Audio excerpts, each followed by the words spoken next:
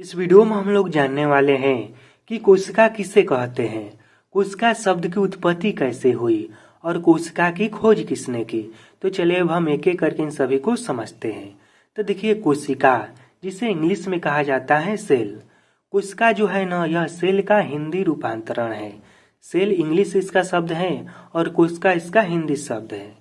Cell शब्द की उत्पत्ति जो है ना, यह लैटिन भाषा के शब्द सेलुला से हुई, जिसका अर्थ है एक छोटी कोठरी। अब सबसे जरूरी बात हम यह समझते हैं कि आखिर कोशिका कहते किसे हैं, इसका परिभाषा क्या है।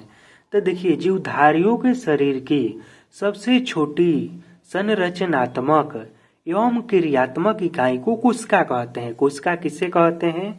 तो देखिए, जीवधारी यानी कि जो भी जीव है ना, उसके शरीर की सबसे छोटी संरचनात्मक यानी कि उसके शरीर जिस भी चीज से बना है, और क्रियात्मक यानी कि उसके शरीर जो कार्य करता है, उसके सबसे छोटी इकाई को ही कोशिका कहते हैं। आप इस तरह से समझिए। देखिए, जैसे कि यह मेरा शरीर है, यह मेरा उंगली है, ठीक, यह है उंगली, ठीक। तो यह जिस भी चीज से बना है ना, उसके सबसे छोटी इकाई को ही कोशिका कहेंगे। जैसे कोशिका का आकार बहुत ही छोटा होता है, ठीक, और इसी से मिलकर जो है ना, किसी भी व्यक्ति का शरीर या फिर किसी भी जीव का शरीर मिलकर बना होता है। तो अब आपसे कोई कोशिका का परिभाषा पूछे तो आप क्या बताइएगा? तो यह बताइएगा कि जीवधारियों के शरीर की सबसे छोटी संरचनात्मक एवं क्रियात्मक इकाई को कोशिका कहते हैं। अब हम यह भी समझ लेते हैं कि कोशिका की खोज आखिर किसने की थी।